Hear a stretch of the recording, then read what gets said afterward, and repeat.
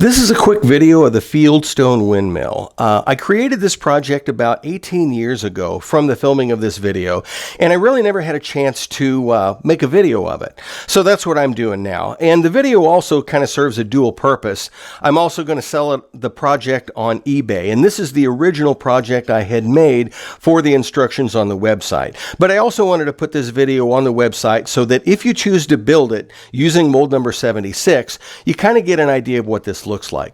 Now this is scaled for 24mm figures, and this is a Warhammer Fantasy figure. You can kind of see how large he is and compared to the doorway here.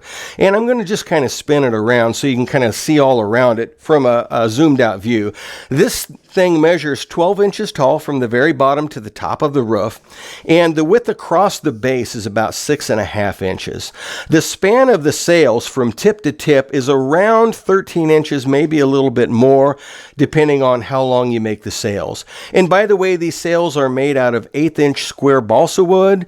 There are other kind of wood that you can get on here, but a lot of model making shops will have this 1/8-inch square wood. And I have plans on the website as to exactly how to make these sails.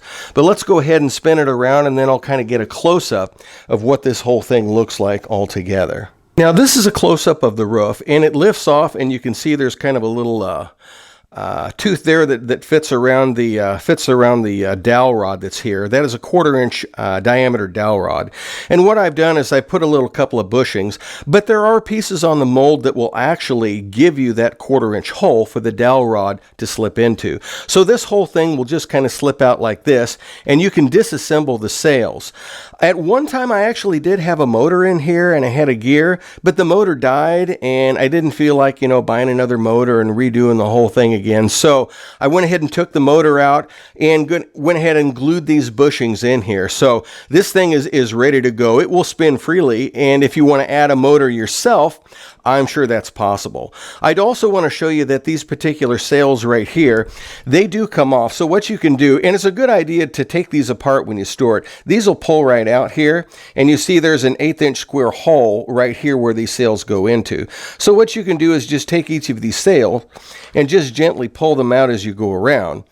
And that way you can store this thing fairly safely without them breaking or without somebody at the table knocking them off.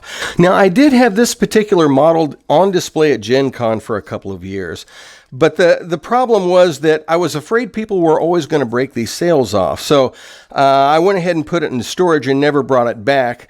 That way I could preserve it without the thing getting broken. So if you do have it sitting at your tabletop, you might want to put this away so that somebody doesn't end up breaking the thing accidentally. Now let me give you a close-up of a few other angles of this right here. You can see how the roof right here kind of comes off. And I'm trying to get the light in there. It's a little hard to see with the light as it is. And of course, like I said, this thing comes off right here. And here's kind of a close-up of the sails, if I can get it to focus on that. The sails are actually brown paper, and I stained it, and I wrinkled it, and I cut a few holes in it to make it look like wear.